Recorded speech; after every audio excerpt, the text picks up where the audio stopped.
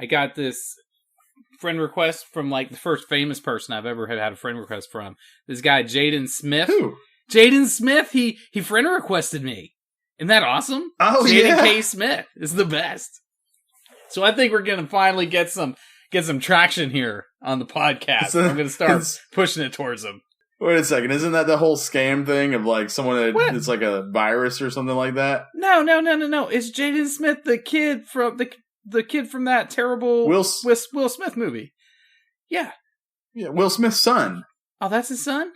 Well, anyway, he's my new Facebook friend, and now we're going to get buku listens on the podcast. It's awesome. Dude, he friended me. Sure that's what's so sweet. He friended me. I wasn't seeking him out. So, it's pretty good. He must listen to the show.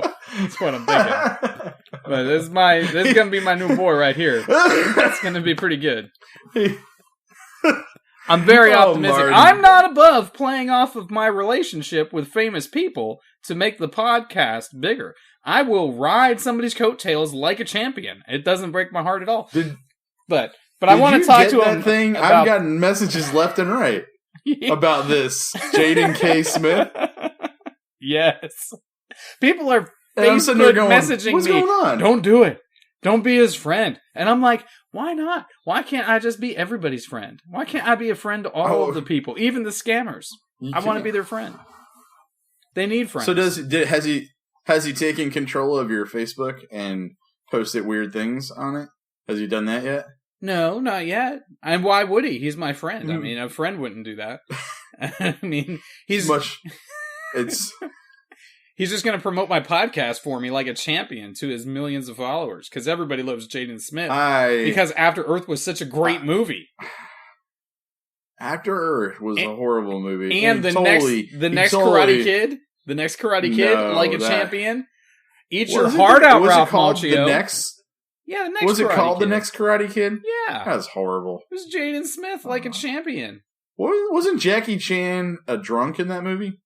I didn't watch that movie. I knew that movie stunk when I saw the title. The Next Karate Kid? No thanks. Karate Kid was just sort of like okay anyway. There were like 3 of them. And then there's one where Karate Kid's the girl. And then there's the other one where it's like the Karate Kid all over again, except the kid has asthma. There's so many Karate Kids out there, man. Too many.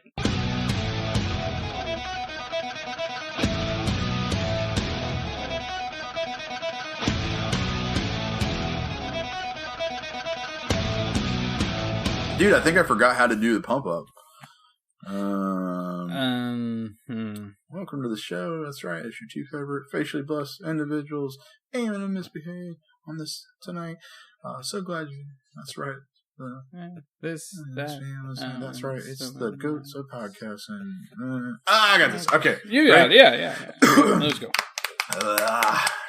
Loosen it up.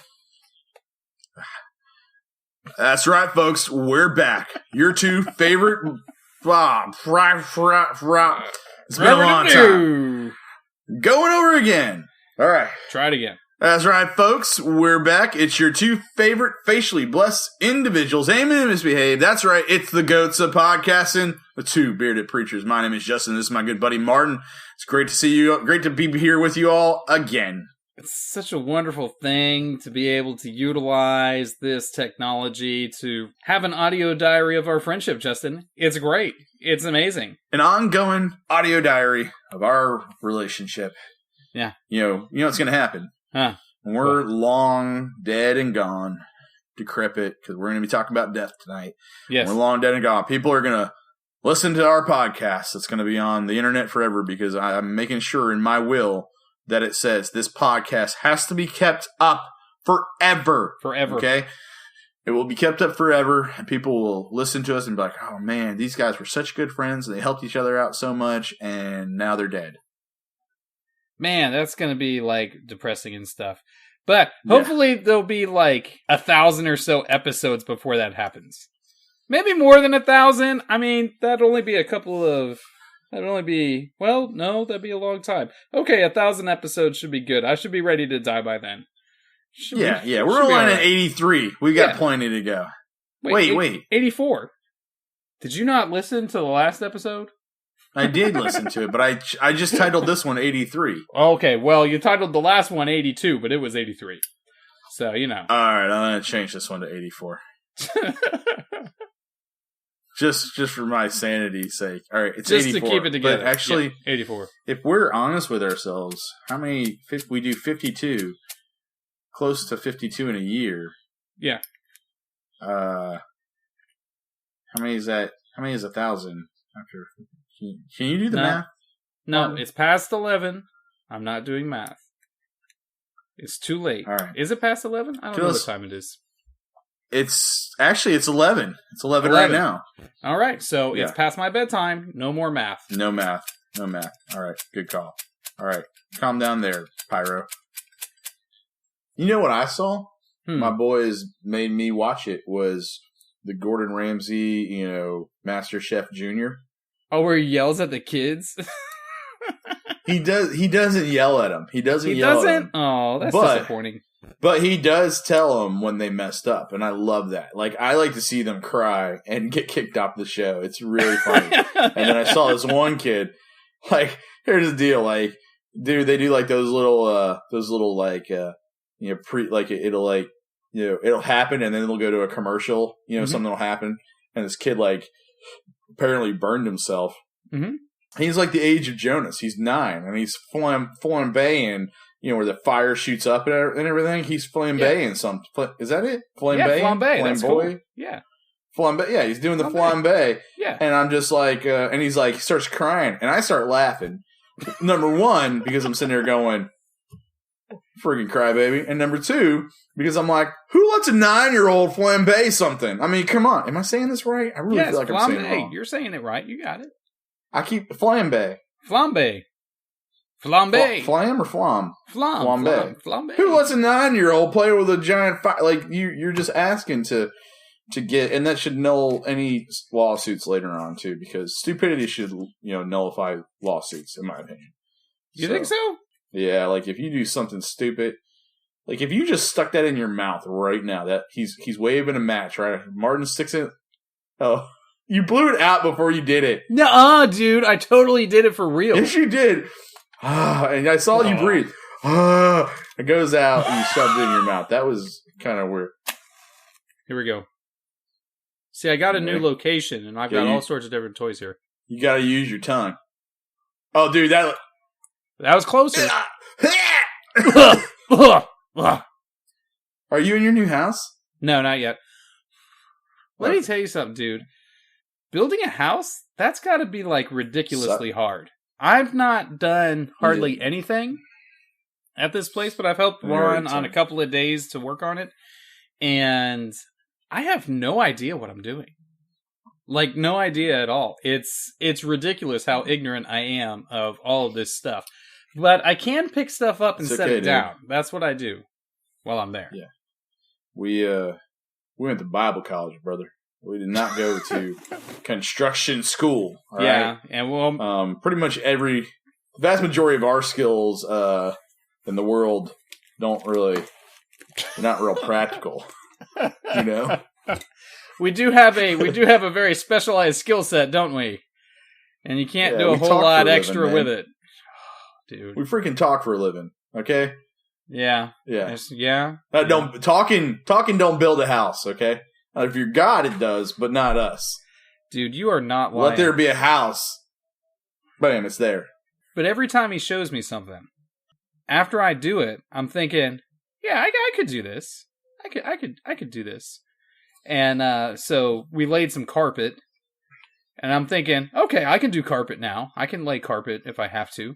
And we did some, what else did we do? We hung some doors and did some trim carpentry, and I'm like, oh, I could do this. I could knock this out. A lot of painting, a lot of little things. Dude, I shocked myself like twice since I've been out there playing around. Yeah. And I should not. Good job. I do not like electricity when it's coursing through my body. Like, I like it that it keeps my lights on, but I don't like getting shocked. It's no good. What did you get shocked on? A light switch. Oh, that's not too bad. No, I was 120 volts, 110 or something like that. I forget. but it ain't nothing, but it's very uncomfortable. It's an unpleasant feeling that electricity goes through you. It's like, and then it just feels weird. Yeah. Don't like it. It's not my thing. Hit from the washing machine one time. That's the big one too. That's 200 plus, man. That's a serious one. Yeah. How'd that feel?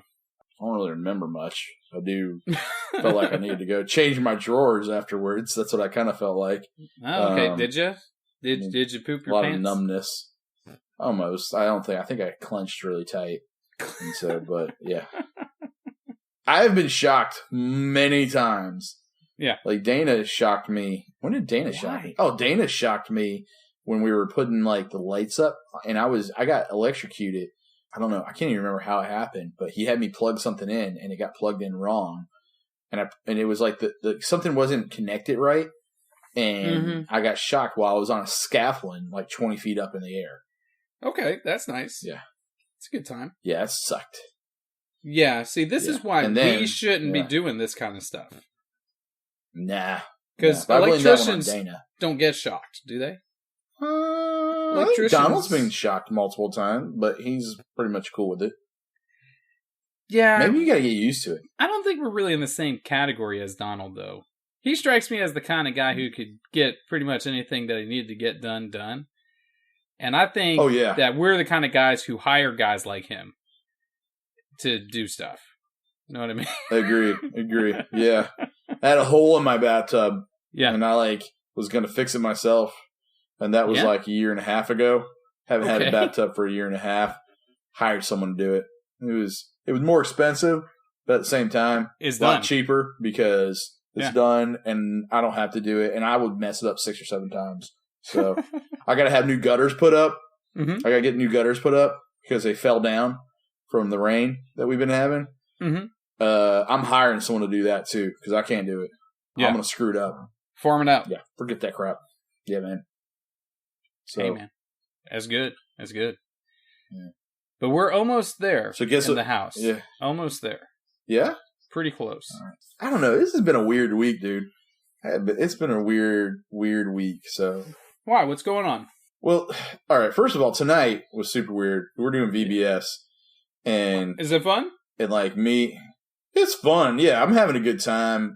I'm teaching with my buddy Wayne. We're doing the lesson and everything. But tonight was just a weird night because we get in there. We're it's called Maker Fun Factory. That's what it's called. Yeah, I've seen some of the pictures. And it looks pretty cool. Yeah, and so we went with we decided to do 2 construction workers, you know, in the theme of Maker, you know, and so we're doing those characters and today we had the real preschoolers, the real young ones. Yeah. First, right out the bat, one comes in screaming uncontrollably, almost throwing up. And me and Wayne are just what in the world's going on here, man? Why is he even crying? And this kid almost threw up 7 times. And you know me, right? When I see somebody gagging, I want to do it too. You know. And so that's how it starts off. Then we go into the back. We go into another room, and the kids are all sitting around a little fake campfire and everything. And I'm teaching them, you know, this last part of the lesson and everything. And I get done, and they're all yeah, hey, blah blah blah. And I'm hey, let's take a picture. And I take a picture of us all around the campfire. And then one of them walks up to me, gets right in my face. I was "What's up, buddy?" And just takes his hand and shoves it into my mouth. I'm just sitting there, "Hey, what's up?" And he shoves his fingers. Gets 3 of his fingers in my mouth, hits the back of my throat, Martin. Did you gag on this and they were kid? Salty too. I gagged. I'm and all the adults are cracking up. Salty kid fingers. It was actually my buddy who I was teaching with. It was his son. And I'm I'm gagging. I'm gagging. I'm wanting to throw up. I'm just it was so gross. Yeah. And it freaked me out. And I I don't know. And then, so that happened. And then the second group comes in, and I kneel down because I start teaching, and I kneel down when I get to the serious part so I can get on their level. Yeah, and my freaking pants ripped right in the knee. It just goes rip. I'm and I'm thinking I hear this rip, and I go, I just ripped my pants, and I just look down, praying that it wasn't my groin that ripped. Right. I'm just oh gosh, no, it was my knee, but still, ruined pair of jeans. I was Hey, this is not my night. Or you made those jeans cooler. I mean, I don't know what the fashion is these days. Those jeans just might be better now. Hey, let me tell you something. It's whatever is cool is what we're wearing, Martin. We're a couple old bearded preachers. Whatever we do is cool. That's the right. way I see it. By default, the fact that I'm doing it makes it cool. That's it. Yeah. So that happened tonight, but earlier in the day, man, I don't know. I got a little. It's been weird. You messaged me earlier, and so I'm doing all this. Yeah.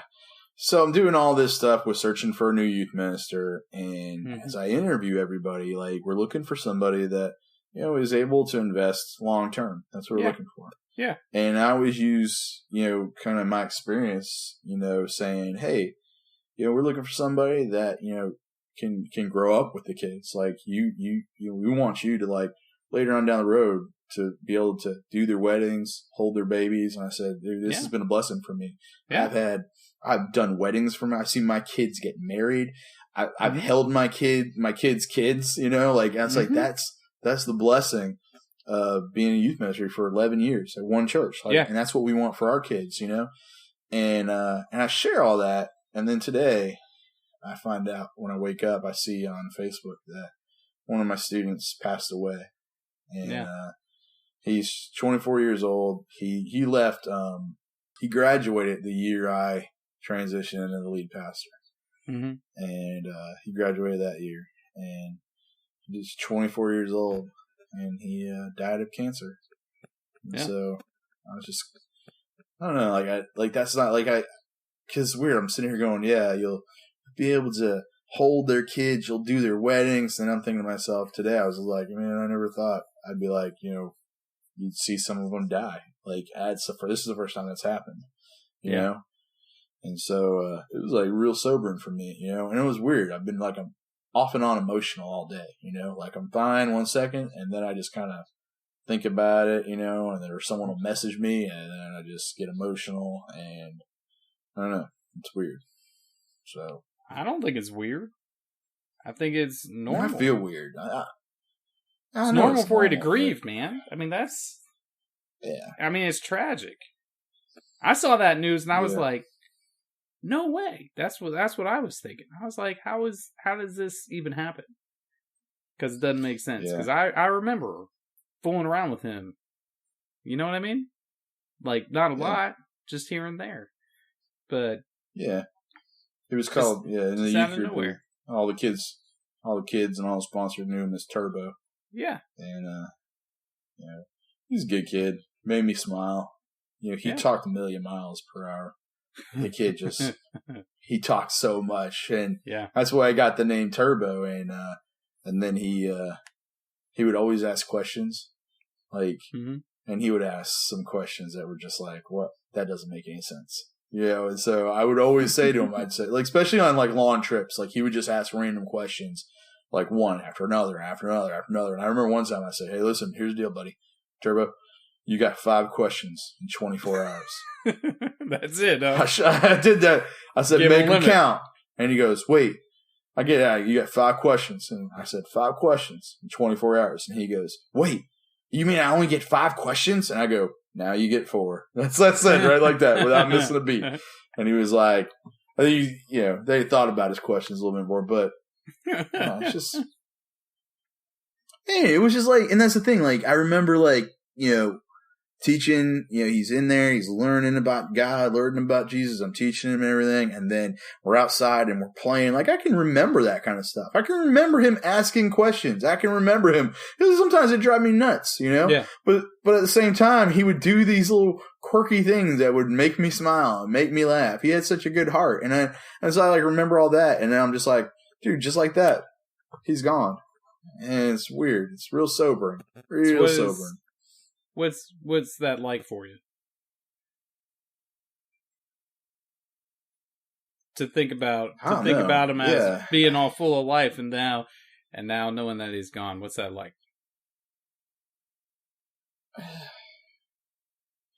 It's perspective. It's like it puts everything into perspective. It puts life into perspective, because it's, for me, there's no, like, I'm going to be 40 this year, and I'm not guaranteed a single day. I mean, I could have died at 24 years old easily.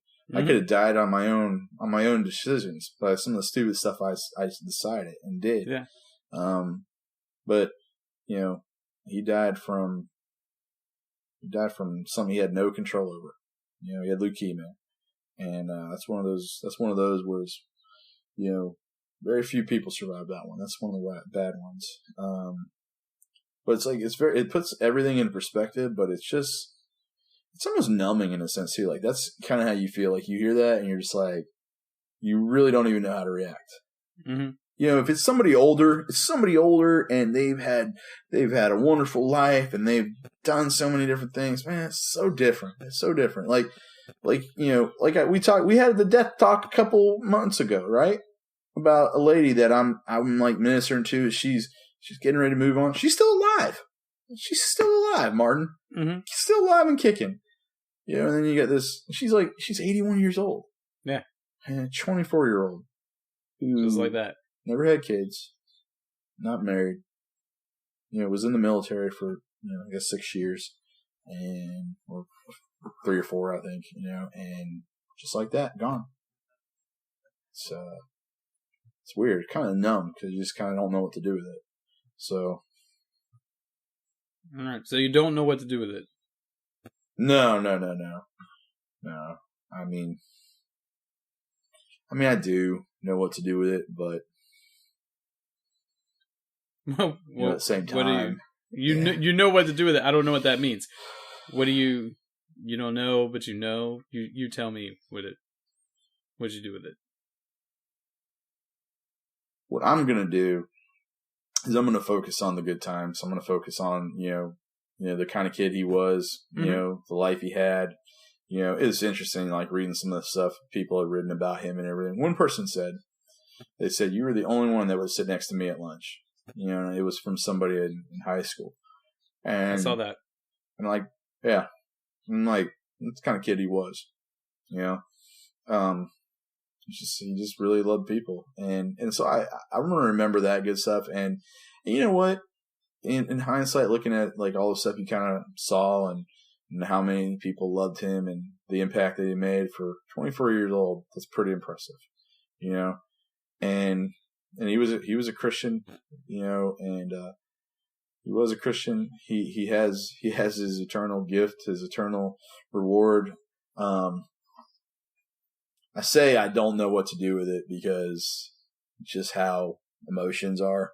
Yeah. But ultimately, I do know to rejoice in the fact that he's received what we all strive for and what we all have promised to us in relationship with God.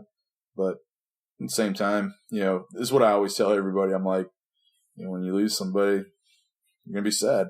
It's all right, man. So I'm going to be sad. But remember that he doesn't have cancer anymore, man. So yeah. No more cancer. So how is Suck at cancer. I feel that same way. Yeah. How do you cope with? Because I imagine that with Turbo's passing, that you're going to have some folks coming to you and talking to you and asking you and dealing with these life and death questions and all that sort of stuff. How do you handle that and helping these other people grieve while you're grieving yourself?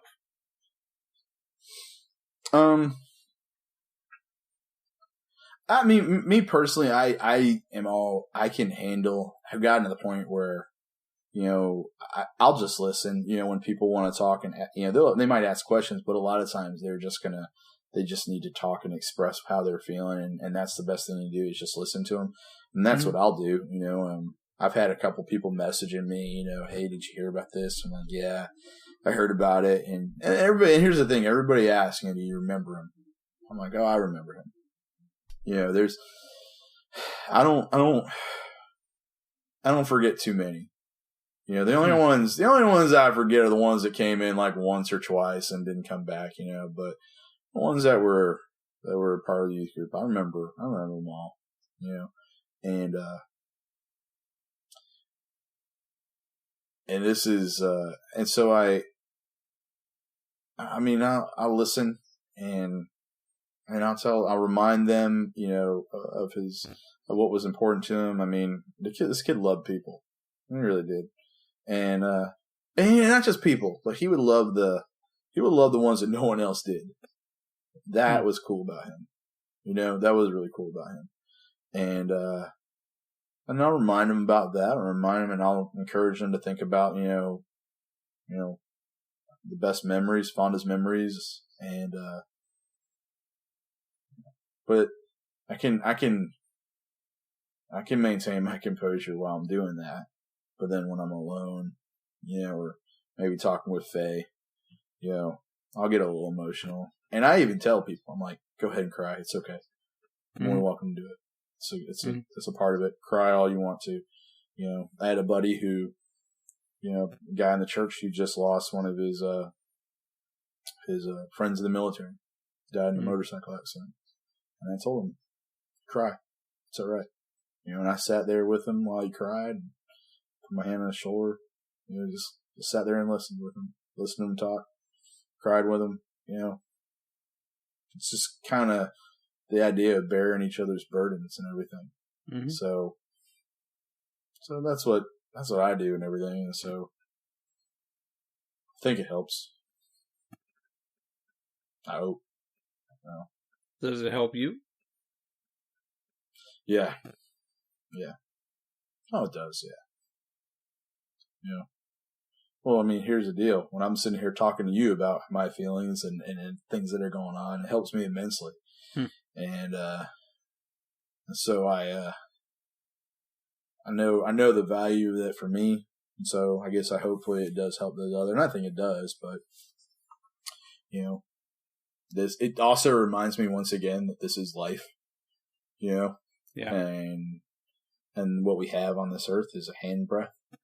You know, it's real short, and you know, make the most of what we have.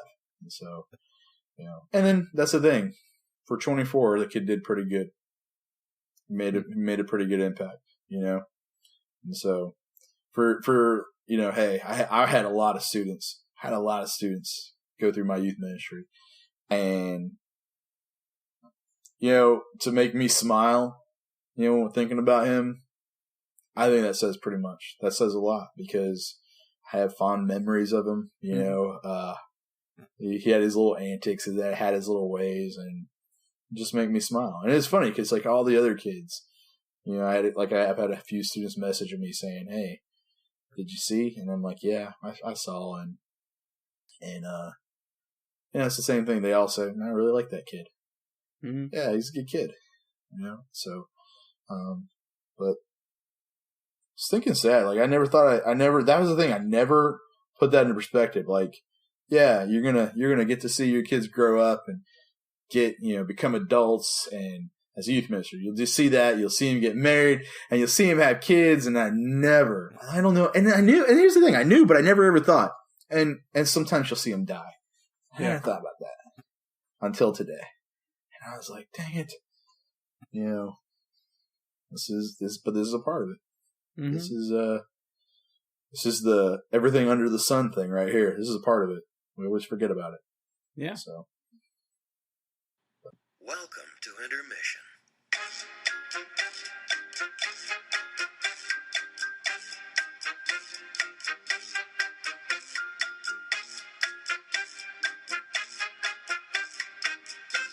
Yeah, intermission.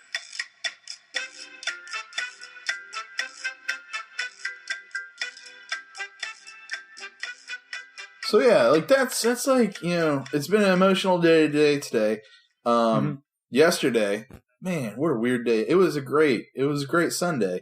Mm-hmm. We finished off our study on Ezra. Mm-hmm. But at the end of the service, it was so weird because Chris Henderson. Oh, it was his last Sunday, right? It was his last Sunday, and so I mentioned, I talked about him at the very end, told him how much we're going to miss him, and we're proud of him, and how much he means to us, hey, he was one of the first kids I baptized, like 16 years ago. He was one of the first kids, and I told him how proud I was of him, and I wanted the congregation to hear that too, because like this is what our church is about. Our church is about that relationship right there, and so I shared that, and then literally right after that, I baptized 3 new people. So it was like, it's just like this, just a strange, like, sort of, up and down of emotions. Like, I'm excited for Chris. I'm super excited for Chris. I'm sad to see that he's leaving. Yeah. Sad that he's leaving. But then I've got these 3 people that are like coming into the church from A Place for Grace, through our ministry at A Place for Grace. Yeah. 3 people. Like, I share the gospel with this kid. He's like 20 years old. I share the gospel with this kid, and I go through everything with him. I talk about it. He goes home and shares it with his family, and 2 of them are like, "No, we want to do this too," And so I'm just like, "Holy cow!" And so like I'm excited because of that. And that's freaking awesome. And then this morning, wake up, one of your students died. I'm doing this right here, and I'm just like, I'm kind of numb right now because I'm jumping back from exhilaration to sadness to mourning to exhilaration. I'm just going back and forth. And then Vacation Bible School is good and everything. It's fun, but it's just like, I don't know. It's just with everything that's kind of happening right now. I was like, gosh, this is weird. Getting motion sick of emotions? Yes. Emotion sick of emotions. You're getting emotion sick. Emotion sickness. Emotion sickness. Oh man. That's a thing, folks. We need to lock that one down. That's a good one. Nail that into the title right there. Emotion sickness. I genuinely felt that today too. I believe because I literally because I had to drop the boys off at 10, and then I learned about Turbo before I dropped them off. I dropped them off at 9:30, and then I'm just like, then I had to go to the church and clean out like a refrigerator that had dead old chicken in it. Just it was disgusting. One of the less glamorous ministry tasks. Yeah, I just want to light a match, burn it on fire, So I do that, and it's mindless work for me. But then I had to do the whole thing these report on the candidates for the youth ministry, and I'm just like, it was hard for me to get back into it, and I was just so just distracted, because of everything, and so. Because of my emotion sickness. So yeah, emotion sickness is going to get you, bro. Yeah, man. It's like it's a good analogy. It's a really good analogy. When I get something like that, something that pushes me up way higher and then back down again, then, up and down, I gotta take time off, bro. I mean, I honestly gotta sit back and process all that. So, when I found out that my mother had breast cancer, I was already up high because I was with the kids. We were at this school festival. We were having fun, going around, doing all these different things. And then I get this text from my mother. It's like, I've got breast cancer and I'm going through treatment. I was like, whoa, straight back down to the bottom. And then I had to pump myself back up because I had revival that night, and you had to be on for revival. So I had to push myself straight back up. And then once that was over, straight back down. That was a bad week. Bad week for me. So it was rough. Yeah. That emotion sickness, boy. Woo. It's going to get you every time. In addition, to add on to all of that, my best friend's not here. My wife is not here. She's in Michigan. I don't have her to, sit there with me on my pillow and talk with me and let me cry with her, and I'm not saying all that to make anybody to make her feel guilty, because it's good that she's up there and everything, and it's been really good. The boys and I have had a great time together, but they've been wearing me out. Yeah. I don't know how single moms and single dads do it, because I've been doing this for 4 days and I'm pulling my hair out. Dude, I have no idea how they get that done. No idea. So it doesn't make any sense. So I'm just, so I'm doing that, where she's up there, and so it's just kind of, it's a weird time. So, but at the same time, no matter what, like, and because as I was talking with one of my former students, and they're, like, you sound like, it sounds like you're pretty stressed out, and I'm like, for the last 3 weeks, I've been pretty stressed out, but while I'm stressed out, I'm very excited. Like, at the same time, like, I am very excited because I really see God's hand in everything that's going on. And I see God's hand in everything that's going on, and it gets me excited for what God's doing in people's life.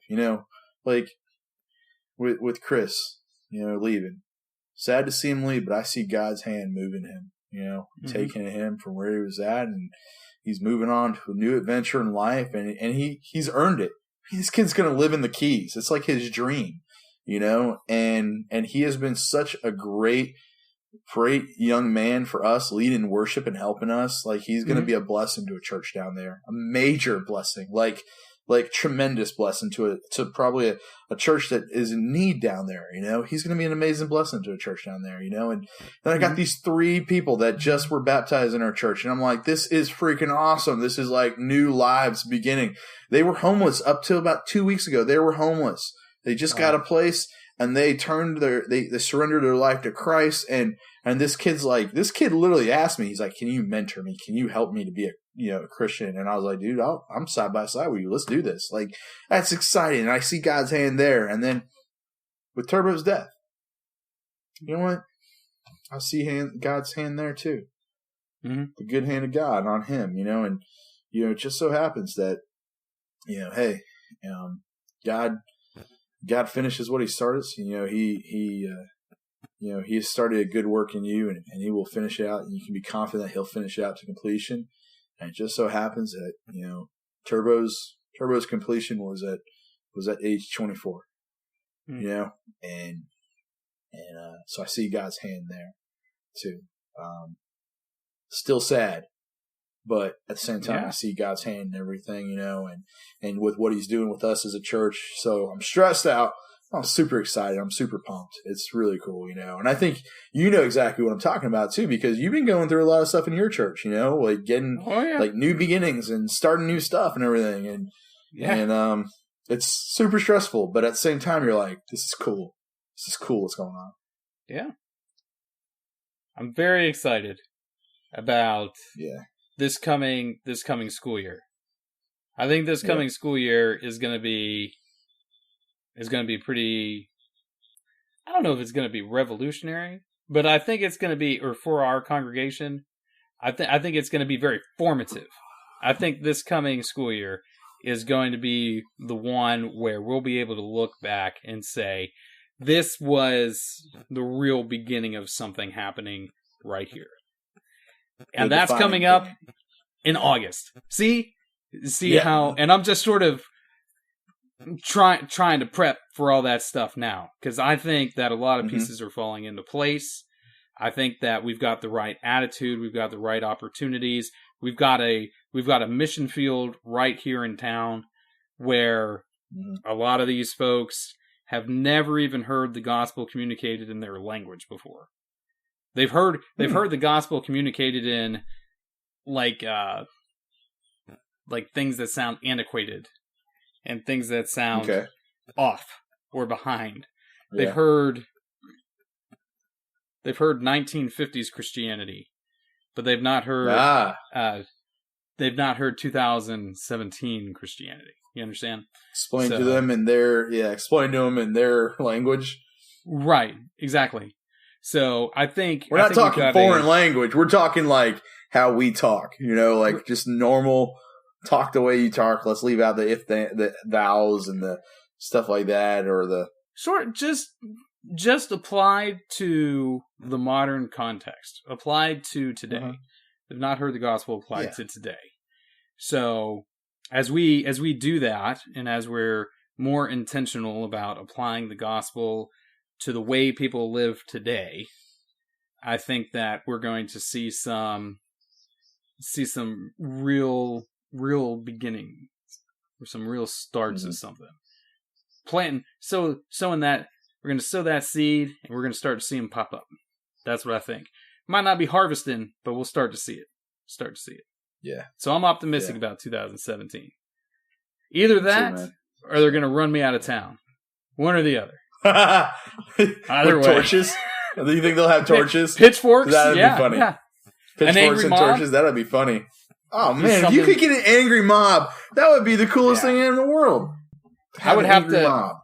I'd be Facebook Live in that like a champion. Be like, dude, angry mob. And then be running away from it. Dude, check it out. And you have a selfie stick doing it? Yeah. I finally bust out the selfie stick. Get it to work. Yeah. Up until that point, you're sitting there going, selfie sticks, I will never, ever use a selfie stick. But if you get an angry mob chasing you out of town with torches and pitchforks, then you better have a selfie stick and you better be running for your life. You're like, dude, you know there is a use for this thing. I don't feel like a total douche. I need to go and buy a selfie stick so that way I can film all of this stuff just in case. Good call. Yeah, that's a good idea. Good call, man. I agree. I agree with you on that. That's a good call. All right. Dude, so this whole episode, this whole conversation, Justin, is gonna give somebody emotion sickness. I mean, they're just gonna get it because we got some ups, we got some downs. We're all over the place. Emotion sickness is gonna happen. We apologize for the emotion sickness. I don't take your pills, episode, but strap in tight. We're in for a roller coaster. So gonna get you now. But here's the thing, and this is the one thing that if this is the first time you listen to our show, if you've been listening to it for a long time, this is what you know about us. This is just us talking and being friends, and we basically this is like our therapeutic time where we talk to each other, and that's all you're getting. We're not like, we don't have a script or anything like that. You know, when we first started, we did. We did. And those episodes are terrible. We had a script. They're the worst, you know, but this is literally just two guys genuinely talking about life and things that are going on, and sometimes it's funny and sometimes it's this. Which is, it's still funny, but at the same time, there's some it's like a little sad. There's a little bit, there's tension. There's a tension, and this is a tension episode where you kind of don't know what to do. You feel the tension, Jones? You feel the tension? Yeah. Yeah, I feel the tension. I'm getting ready to break the tension with what I want to ask you next and talk to you about next. Okay. I'm going to break that tension. I'm going to take it. Break it. I'm going to get rid of all the seriousness and everything like that, okay? Oh, okay. You all right doing that? Because I gotta talk about other stuff. Yes. I don't want to. Yeah. I don't want to keep talking about death. So I'm cool with it. You're cool with it? All right. Yeah. Now, some people are probably not going to like me for this, which I don't particularly care. But have you seen the show on Netflix called The Ranch? Have you seen that? No. What is it? I don't even know no. Is it a cowboy show? Okay. Western? Yeah. Yeah, well, it's not a Western. Westerns. It's a rancher. Okay. A rancher comedy. It's a sitcom, basically. 30 minutes long. All right? Okay. It's got 3 seasons of 10 episodes apiece. Mm-hmm. And it's some of the guys from That 70s Show. Okay? Oh, okay. So it's Ashton Kutcher, Danny Masterson. That guy's funny. Those are the two men. That? And then their brother, Danny Masterson, was the one with the glasses, Hyde. In That 70s Show. Okay, that guy's funny. Yeah. Yeah, he is hysterical in this show. But those two are brothers, okay? And their dad, all right, who's, the head of the ranch, Sam Elliott. Okay, who's that? I don't know who Sam Elliott is. Who is it? You don't know who Sam Elliott is? I mean, I might know who it is. Tell me who he is. One movie that you will know. Okay. All right, ready? Yeah. Wait, Roadhouse. Oh man, it's been a long time since I've seen Roadhouse. Who is he in Roadhouse? He's the old guy in Roadhouse, the old friend of Patrick Swayze that comes to help him ship up the bar and everything. Roadhouse. And he ends up dying in it. Okay, I don't remember Roadhouse at all then. Oh man. Give me another movie. Here's the deal. I don't know. I don't know if I can. I don't think I can. But here's the deal. When you see him, you're going to be like, oh, it's Sam Elliott. That's what you're going to do. Oh, that guy. Okay? Okay. You're seriously going to do that. Like, seriously, look it up and you're like, that guy. Okay, so let me explain this show. Basically, it's about Ashton Kutcher, who is, he grew up on this farm. He got, football scholarships. He was really great at football, went away and completely failed miserably for 15 years. He fails miserably. Nice.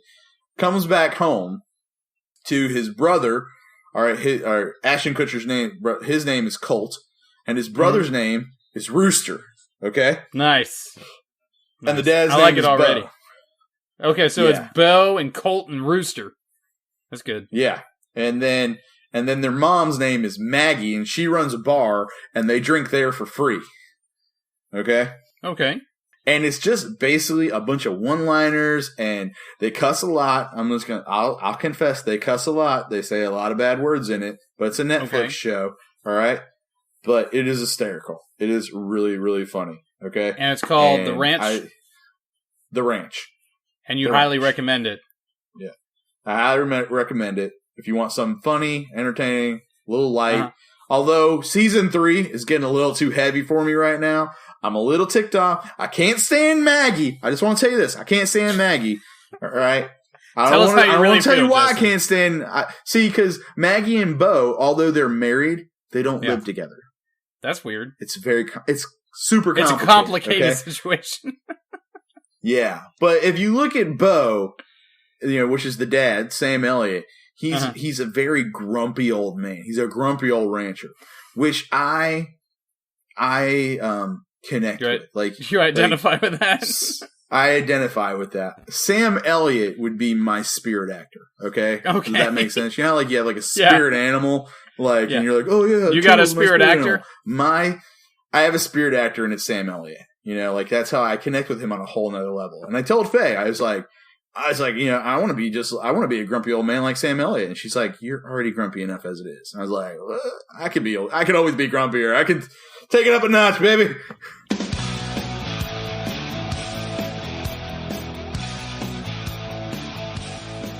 Dude, what happened?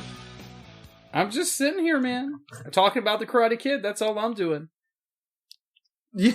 Did you notice it got cut out or anything, or did you just keep talking? I did about 2 or 3 minutes in. After I, once I finally figured out that you weren't talking back to me. At first, I thought it was just you were being respectful of my ideas, but then I realized that the connection fell out. Yeah. You do realize I'm not respectful of any of your ideas. Like you're like, that's contrary to my nature. Yeah. It's cool though.